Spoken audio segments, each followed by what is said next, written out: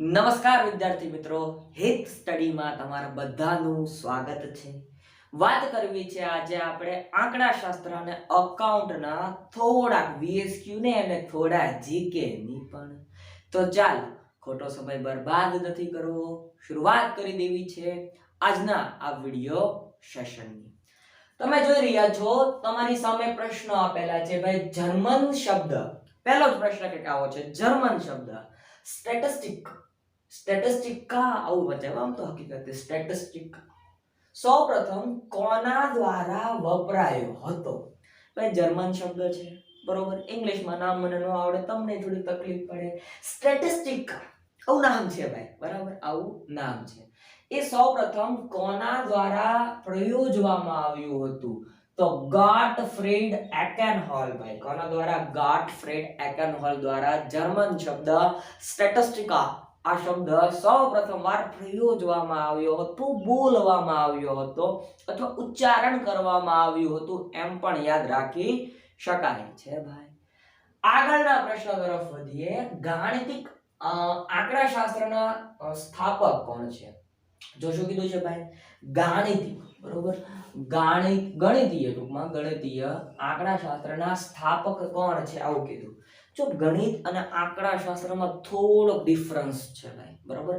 ગણિત અને આંકડાશાસ્ત્રમાં થોડો ડિફરન્સ છે, તમને બધાને ખબર પડે છે ભાઈ એમાં, બરાબર.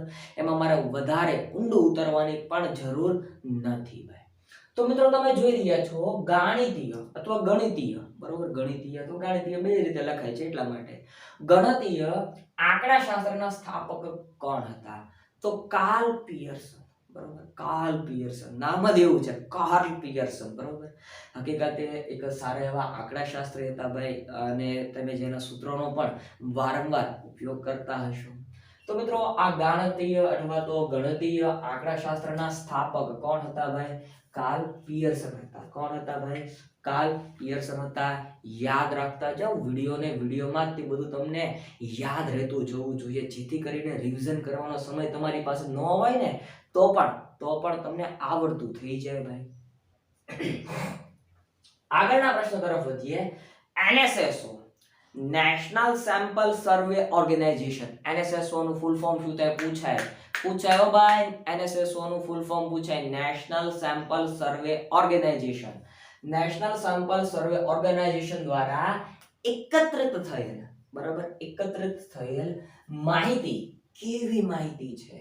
તો મિત્રો એને પ્રાથમિક માહિતી કહેવાય. શું કહેવાય ભાઈ? પ્રાથમિક માહિતી કહેવાય. શું કામ પ્રાથમિક માહિતી? બરાબર.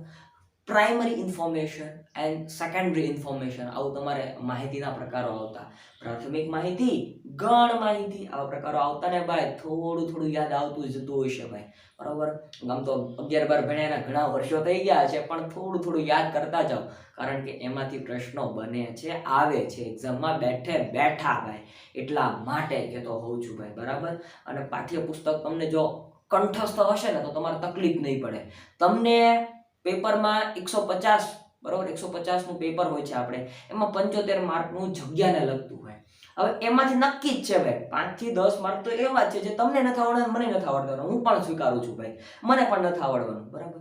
પણ જેટલું તમે ક્લિયર કટ રહેશો એટલું તમને આવડશે, બરાબર. એટલે બધામાં ધ્યાન આપજો. 75 માર્કનું વાહે જીકે, ઇંગ્લિશ, ગુજરાતી આ પણ છે, એને પણ ભૂલતા નહીં. અને 75 માર્ક જગ્યાના છે, એટલે અડધો બે ભાગ પાડી દીધેલા છે, એટલે બંનેને ભૂલતા નહીં ભાઈ, બરાબર. આમ તો મારે આવું કહેવાનું ન હોય, તમે બધા સમજુ છો ને? સમજુ. જોઈએ આગળ ભાઈ. વાત કરતા હતા નેશનલ સેમ્પલ સર્વે ઓર્ગેનાઇઝેશન દ્વારા એકત્રિત થયેલ માહિતી એ કેવી માહિતી છે? તો પ્રાથમિક માહિતી છે. કેવી છે ભાઈ? પ્રાથમિક માહિતી છે.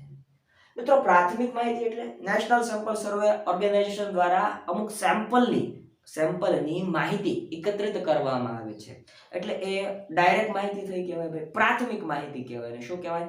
પ્રાથમિક માહિતી કહેવાય ભાઈ. ગુણાત્મક માહિતી ભાઈ, ગુણાત્મક માહિતી કીધી છે. આવકના ઓછી, મધ્યમ અને ઉચ્ચ એવા વર્ગો ભાઈ. આવકના ઓછી આવક, મધ્યમ આવક અને નિમ્ન આવક, આવા પાઠ પાડવામાં આવે, આવા વિભાગો પાડવામાં આવે, તો આને કેવી માહિતી કહેવાય? આને ગુણાત્મક, ગુણ દર્શાવે છે ભાઈ. ઓછી, વધુ, મધ્યમ, નિમ્ન, બરોબર, આ ગુણ દર્શાવે છે, ગુણાત્મક માહિતી ભાઈ. આવી રીતે યાદ રાખતા જો. આપણે ક્યાં 12માનું પેપર લખવાનું છે, આપણે ક્યાં 11માનું પેપર લખવાનું છે. આપણે તો ડાયરેક્ટ એમસીક્યુ નો જવાબ આવડતો હોવો જોઈએ ભાઈ, બરાબર. બાકી કન્સેપ્ટ ક્લિયર હશે તો વાંધો નહીં આવે ભાઈ. પાંચમો પ્રશ્ન છે, કાળજીપૂર્વક ચકાસણી કર્યા બાદ જ ઉપયોગમાં લેવાતી માહિતી કઈ છે? જો કાળજીપૂર્વક ચકાસણી કરીને ઉપયોગમાં લેવામાં આવતી માહિતી ભાઈ, બરોબર, કાળજીપૂર્વક તમે કાળજી રાખીને, મતલબ કે આમ જે માહિતી હોય એ માહિતી યોગ્ય છે કે નહીં, અને તમે કાળજીપૂર્વક પેલા તપાસ કરો છો અને પછી તમે એનો ઉપયોગ કરો છો, તો એને ગૌણ માહિતી કહેવાય. શું કહેવાય ભાઈ? ગૌણ માહિતી. હવે ધારો કે આપણે વાત કરીએ RBI, reserve bank of India, આને એની પોતાની વેબસાઇટ, આરબીઆઈ ની ઓફિશિયલ વેબસાઇટ છે ભાઈ. આરબીઆઈ ની ઓફિશિયલ વેબસાઇટ ઉપર અમુક આંકડાકીય માહિતી મૂકી, બરોબર, અમુક આંકડાકીય માહિતી મૂકી. તો મિત્રો આ આંકડાકીય માહિતી ઉપરથી આપણે એમાંથી કંઈક જોતી વસ્તુ લઈએ છીએ. તો આરબીઆઈ દ્વારા મૂકવામાં આવેલી માહિતી કેવી થઈ? પ્રાથમિક માહિતી થઈ. હવે આપણે ત્યાંથી માહિતી લઈએ છીએ અને કાળજીપૂર્વક જોયા બાદ, તપાસ કર્યા બાદ લઈએ છીએ, તો એ ગૌણ માહિતી બને. શું માહિતી બને ભાઈ? કેવી માહિતી બને?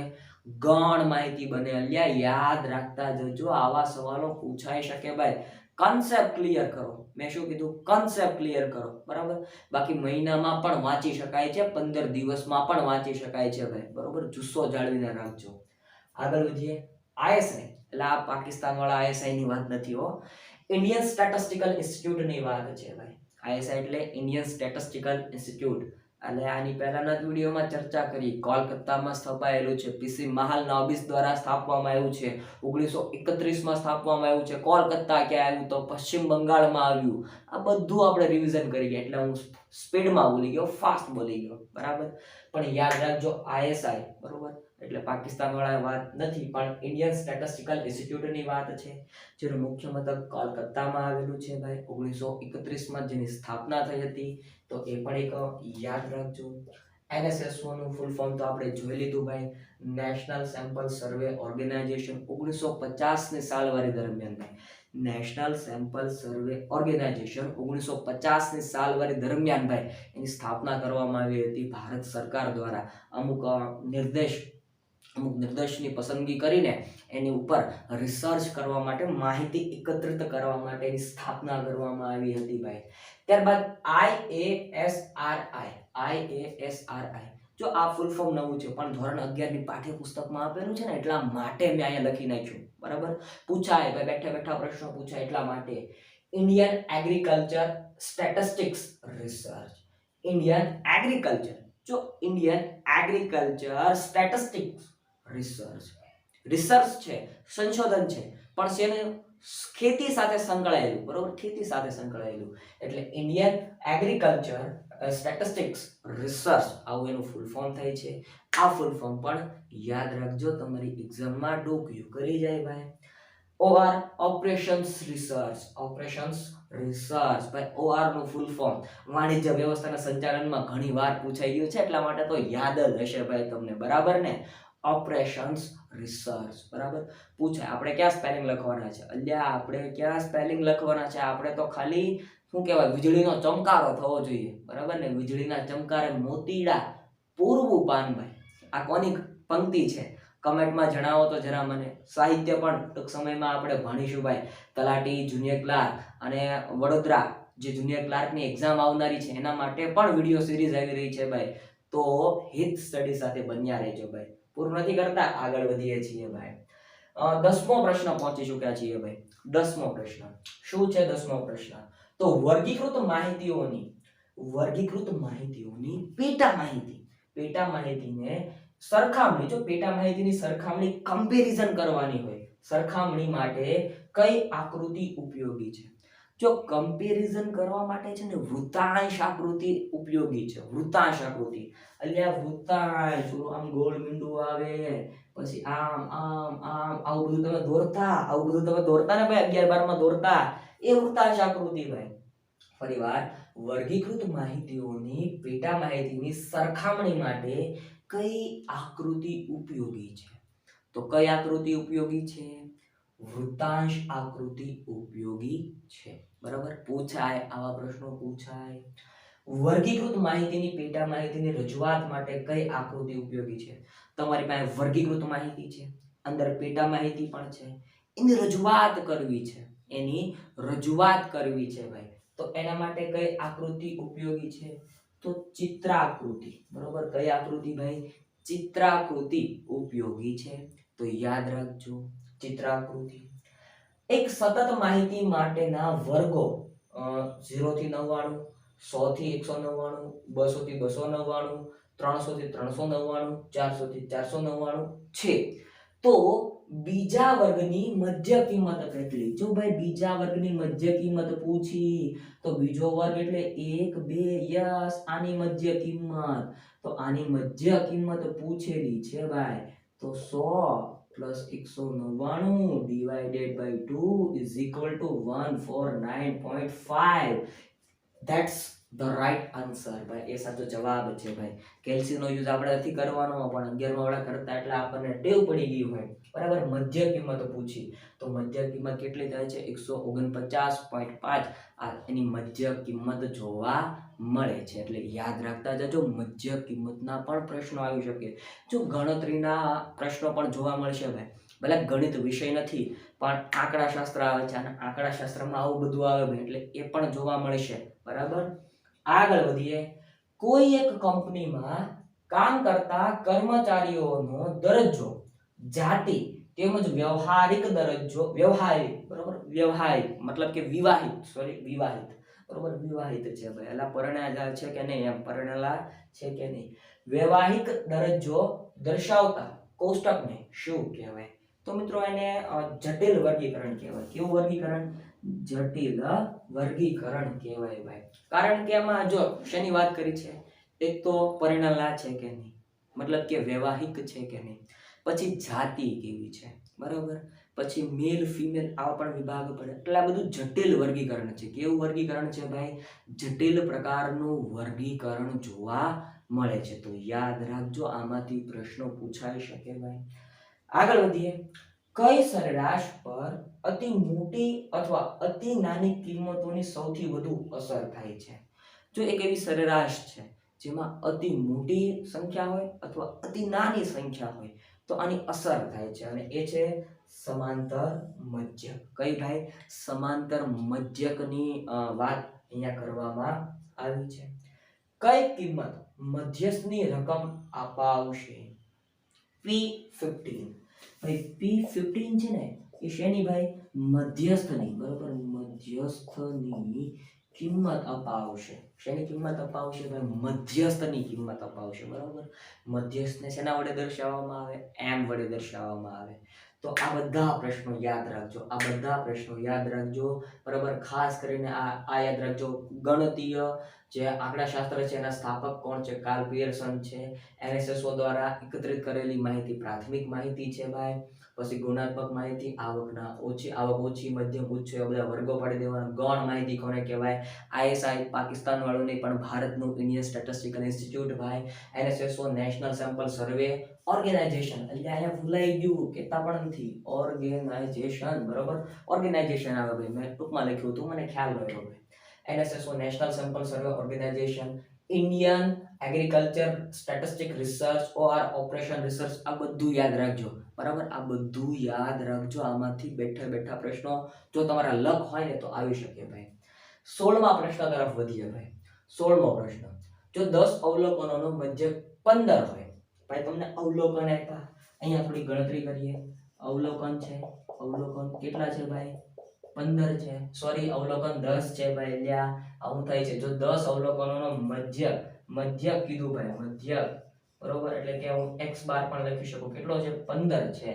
તો અવલોકનોનો સરવાળો કેટલો થાય ભાઈ? ટોટલ પૂછો, સરવાળો પૂછો તો કાંઈ ન હોય. એટલે આવા દાખલા પૂછાય ને તો 15 એને ગુણ્યા 10, 15 મધ્યક છે, 10 અવલોકનો છે, 150 સાચો જવાબ જો અહીંયા આપ્યો, 150 આવે. શું આવે ભાઈ? 150 જોવા મળે છે.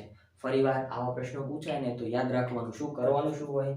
તો અવલોકન મધ્યક ગુણ્યા અવલોકન કરો એટલે સરવાળાની રકમ મળે ભાઈ. બરોબર, મધ્યક મેળવેલો હોય તે અને તમને સંખ્યા આપી દીધી હોય એટલે બંનેનો તમે ગુણાકાર કરો તો તમને સરવાળો મળી જાય. ત્યારબાદ અવલોકનો આપેલા છે. અવલોકન તમને અવલોકન અગાઉથી આપી જ દીધા છે. જોઈએ 7 9 9 1 7 9 4 9 1 બરોબર. નવડો બહુ રિપીટ થયો એટલે બહુલકનો પ્રશ્ન હશે. નો બહુલક કેટલો થાય તો ભાઈ 9 થાય. મિત્રો બહુલકને m0 તરીકે પણ દર્શાવવામાં આવે છે અથવા તમે z આવું કંઈક સાંભળ્યું હોય તો બરાબર m0 તરીકે પણ દર્શાવવામાં આવે છે. કોની વાત છે? બહુલકની વાત છે. તો યાદ રાખજો, બેઠા બેઠા પ્રશ્નો આવી શકે ભાઈ. તમારા લક કેવા કામ કરે છે એના ઉપર આધારિત છે આ બધા પ્રશ્નો. સરેરાશની આસપાસ સમાન રીતે વિતરિત થયેલી માહિતી માટે નીચેનામાંથી કયું પરિણામ સાચું છે? તો x બાર બરાબર મધ્ય બરાબર એટલે કે x બાર બરાબર મધ્યસ્થ અને x બાર બરાબર બહુલક. ભાઈ આ સાચું બને છે બરાબર. x બાર બધા સરખા હોય, મધ્યક લ્યો, મધ્યસ્થ લ્યો, બહુલક લ્યો, એ બધા સરખા હોય. આ મેં તમને કીધું m0 એટલે શેની વાત છે ભાઈ? અહીંયા બહુલકની વાત છે. શેની વાત છે ભાઈ? બહુલકની વાત છે ભાઈ. પ્રસારના કયા માપમાં અવલોકનો અને તેના મધ્યકના તફાવતના માનાંક લેવામાં આવે? તો સરેરાશ વિચલન. ભાઈ જ્યારે સરેરાશ વિચલન શોધવામાં આવતી હોય ને ત્યારે જે માપ આપ્યું હોય બરોબર, જે માપ આપ્યું હોય એના અવલોકનોના અને તેના મધ્યકનો તફાવત લેવામાં આવે છે. ભાઈ શું લેવામાં આવે છે? તફાવત લેવામાં આવે છે અને પછી સરેરાશ વિચલન શોધવામાં આવતું હોય છે. એના સૂત્રમાં જ આવે, એના સૂત્રમાં જ આવું જોવા મળે છે. NCR એટલે આ NCR ની કિંમત નીચેના પૈકી કોની બરાબર હોય? તો NCR n - r NCn - r બરોબર. NCR કીધું જો, NCR ની કિંમત નીચેના પૈકી કોની બરાબર હોય? તો NCn - r કરો ને એટલે NCR જમને સાચો જવાબ મળે છે. ભાઈ આ તમને ખબર હોય તો ક્રમશઃ સંચય આવતો, ક્રમશઃ અને સંચય બરોબર. એનો એક દાખલો આવશે, એનો એક દાખલો તમારી એક્ઝામમાં બેઠા બેઠો આવશે એટલે પાઠ્યપુસ્તકના MCQ ગોખી મારો, હું તો એમ કહું ભાઈ બરોબર. પૂછાય બેઠા બેઠા પૂછાય, પાઠ્યપુસ્તકના MCQ ગોખી મારો, એમાંથી આવશે ભાઈ બરાબર. ચાલો મિત્રો, અહીંથી લઈને અહીંયા સુધીના બધા પ્રશ્નો સ્ટેટિસ્ટિકના હતા. આપણે જર્મન શબ્દ સ્ટેટિસ્ટિકાની વાત કરી ભાઈ, ગોટફ્રેડ એકનવોલ દ્વારા આપવામાં આવ્યો એ વાત કરી લીધી છે. પછી વાત કરી NSSO દ્વારા આપવામાં આવેલી માહિતી પ્રાથમિક માહિતી કહેવાય ભાઈ બરોબર. ગણિતીય આંકડાશાસ્ત્ર અથવા તો આમ કહી શકાય કે ગાણિતીય આંકડાશાસ્ત્રના સ્થાપક તો કાર્લ પિયર્સન છે ભાઈ. ગુણાત્મક માહિતી કેવી હોય? તો ગુણ દર્શાવતી હોય. કેવી? ગુણ દર્શાવતી હોય, વધુ ઓછું, આમ તેમ, જાડું પાતળું, થીન ને આન તેન, આ બધું જોવા મળે બરોબર. કાળજીપૂર્વકની ચકાસણી કર્યા બાદ જ ઉપયોગમાં લેવાતી માહિતી તો એ ગૌણ માહિતી હોય. ISI Indian statistical institute, NSSO national sample survey organisation, IASRI Indian agriculture statistic research બરોબર ઇન્સ્ટિટ્યૂટ થાય. પાછળ જે આઈ આપ્યું છે એનું ઇન્સ્ટિટ્યૂટ પણ થાય મિત્રો બરાબર. એ પણ યાદ રાખજો, મારે થોડુંક લખવામાં મિસ્ટેક થઈ ગઈ હોય તો ઇન્સ્ટિટ્યૂટ થાય બરોબર. OR operations research. ત્યારબાદ વર્ગીકૃત માહિતીઓની પેટા માહિતીની સરખામણી માટે કઈ આકૃતિ ઉપયોગી છે? તો વૃત્તાંશ આકૃતિ ઉપયોગી ભાઈ બરાબર. પછી જો રજૂઆત કરી હોય તો ચિત્રાકૃતિ. અહીં તમને મધ્ય કિંમત પૂછી 149.5 આવતું હતું. આ બધી માહિતી જાતિ, રંગ, રૂપ, કદ, આકાર, મેલ ફિમેલ, આ બધું જટિલ વર્ગીકરણ કહેવાય બરાબર.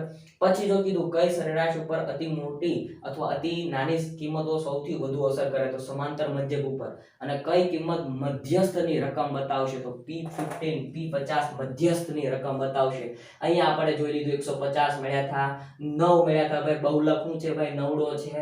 પછી x બાર બરાબર m બરાબર m0 એટલે કે મધ્યક મધ્યસ્થ બહુલક બરાબર ઇક્વલ હોય. ક્યારે એવું થાય? સરેરાશની આસપાસની સમાન રીતે વિતરિત થયેલી માહિતી માટે બરાબર, સમાન રીતે વિતરિત થયેલી માહિતી હોય ને તો અને તો જ આવું જોવા મળે ભાઈ. પછી સરેરાશ વિચલનની વાત કરી.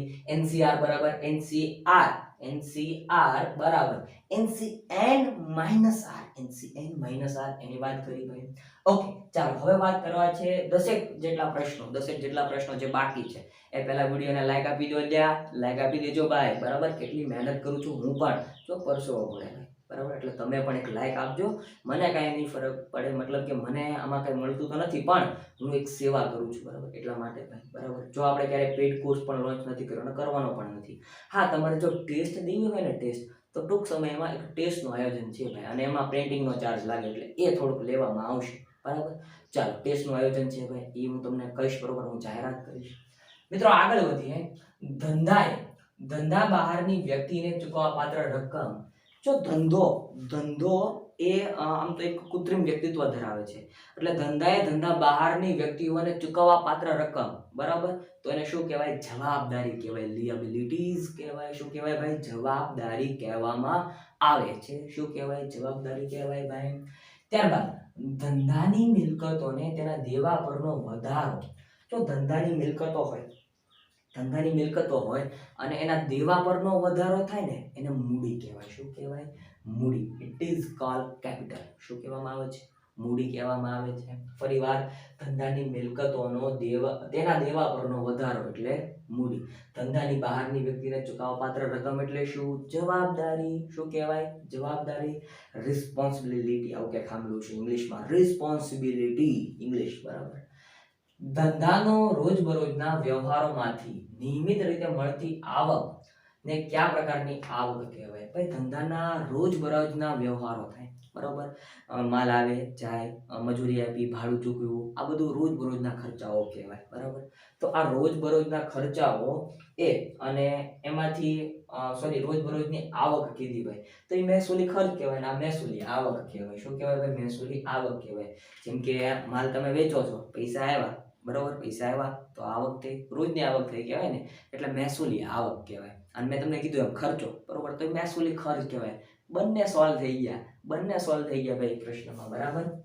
યંત્ર ગોઠવણીની મજૂરીનો ખર્ચ કયો ખર્ચ કહેવાય? તો એને મૂડી ખર્ચ કહેવાય. ભાઈ, યંત્ર ગોઠવણી હકીકતે મિલકત કહેવાય, બરોબર. યંત્ર એ આપણી મિલકત છે. મૂડી કહેવાય, કેપિટલ કહેવાય ભાઈ. મૂડી કહેવાય એટલે મિલકત, બરોબર, અસેટ્સ કહેવાય, કારણ કે આપણી પાસે જ રહેવાની છે. તમે કાંઈ હું યંત્રને વેચાવેચ કરશો? નહીં, એને કાંઈ વેચાવેચ ન કરાય ભાઈ, બરોબર ને. તો યંત્રની જે ગોઠવણીનો ખર્ચ હોય, મજૂરી ખર્ચ હોય, એ મૂડી ખર્ચ કહેવાય. અને જે યંત્રમાં જ પ્લસ થાય, બરોબર, યંત્રમાં જ પ્લસ થાય છે ભાઈ, હવાલાઓ આવતા તમને ખ્યાલ હોય તો. આગળ વધીએ. જે ખર્ચેલ રકમનો લાભ ધંધાને હિસાબી સમય માટે મળતો હોય તેને શું કહેવાય? ભાઈ, જે ખર્ચેલ રકમ હોય તેનો લાભ ધંધાને હિસાબી વર્ષ એટલે કે નાણાકીય વર્ષ દરમિયાન મળતો હોય તો તેને શું કહેવાય? એનો મહેસૂલી ખર્ચ કહેવાય ભાઈ. શું કહેવાય? મહેસૂલી ખર્ચ કહેવાય. જો આપણે મહેસૂલી આવક લખી, બરોબર, એમ મહેસૂલી ખર્ચ ભાઈ, મહેસૂલી ખર્ચ, બરોબર. ધંધાના સમય દરમિયાન, બરોબર, આખા વર્ષમાં કેટલી ફેરી ખર્ચા કરવાના આવે ભાઈ, ભાડું આવે, મજૂરી આવે, રંગ રોકાણ કરવાનું થયું હોય તો શું કહેવાય? ડેમરેજ ને આ તેમ ઘણું બધું આવે ભાઈ. રંગ રોકાણ એટલે શું કહેવાય? મરામત ખર્ચ. યસ, મરામત ખર્ચ પૂછાય, મરામત ખર્ચ. તો આવું બધું કરવાનું આવે, મહેસૂલી ખર્ચા કહેવાય. શું કહેવાય? મહેસૂલી ખર્ચા કહેવાય છે ભાઈ. 26મો પ્રશ્ન છે. ગ્રાહકોને શાક આપવાથી ધંધાની કઈ મિલકતોમાં વધારો થાય છે?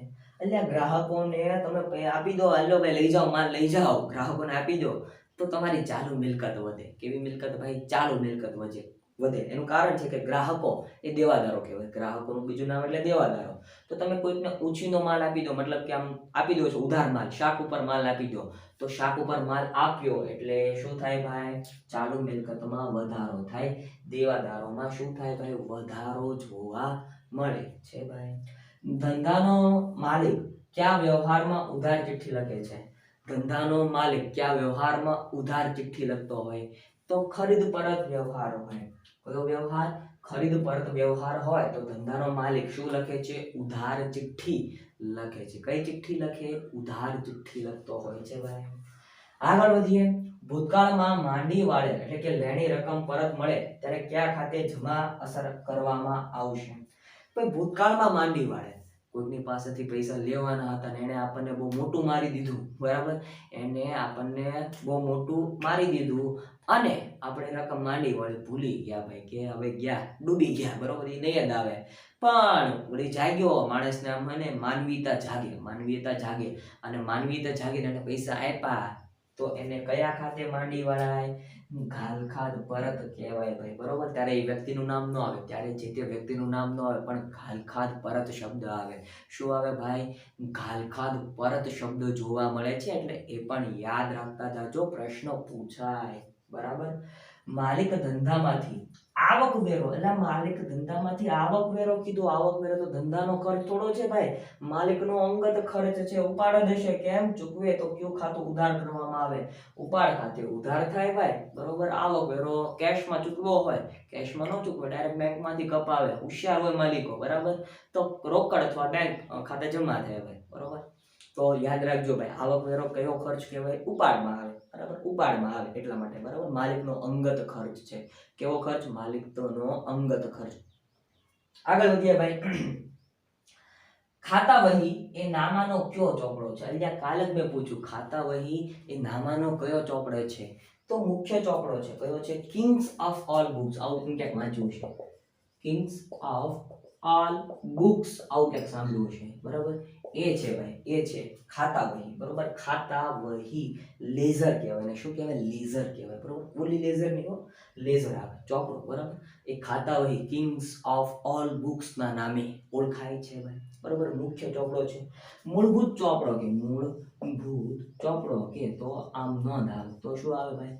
તો આમ નોંધ આવે ભાઈ. બંને યાદ રાખજો, પ્રશ્ન પૂછાય અને કન્ફ્યુઝ ન થતા, આમાં કન્ફ્યુઝ ન થતા ભાઈ, અને ખોટી કમેન્ટ પણ ન કરતા, બરાબર. તમારો પણ સમય કિંમતી છે અને મારો પણ સમય કિંમતી છે.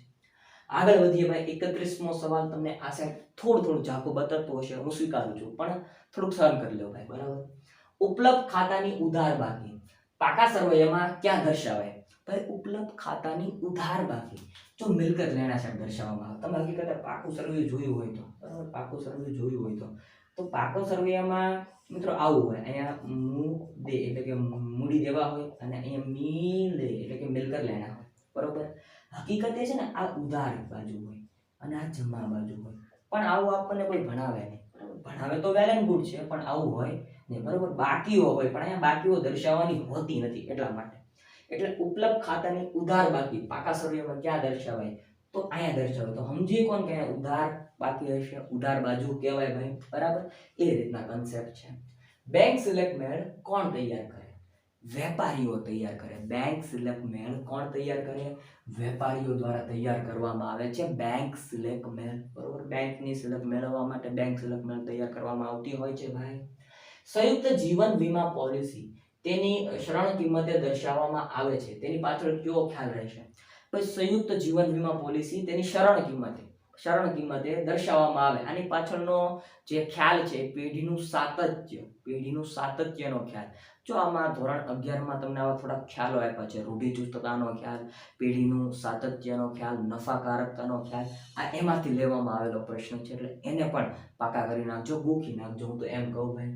રેલવે કે બંદર પરથી માલની ડિલિવરી મોડી લેવા બદલ ચૂકવવાની થતી દંડની રકમ એને ડેમરેજ કહેવાય. નથી આપતા આપણે કોઈને ડેમરેજ, પણ ડેમરેજ એટલે હકીકતે આ થાય, જો માલ આવી ગયો હોય બંદર કે રેલવે ઉપર આવી ગયો, પણ આપણે લેવા મોડા જાય અને એના કારણે જે વધારે પડતું વ્યાજ લેવામાં આવે અથવા વધારે પડતો જે આપણી પાસે ચાર્જીસ લેવામાં આવે એને ડેમરેજ કહેવાય. શું કહેવાય ભાઈ? ડેમરેજ લેવામાં આવે છે, દંડની રકમ કહેવાય ને, દંડની રકમ કહેવાય ભાઈ.